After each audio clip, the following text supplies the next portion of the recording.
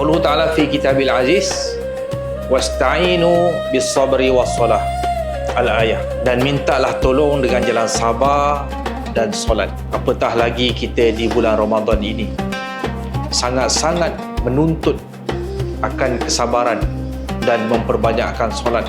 Untuk itu sidang penonton sekalian, apa jua situasi, apa jua keadaan, apa jua berlaku, walau bagaimana keadaan sekalipun, belajarlah kita untuk bersabar.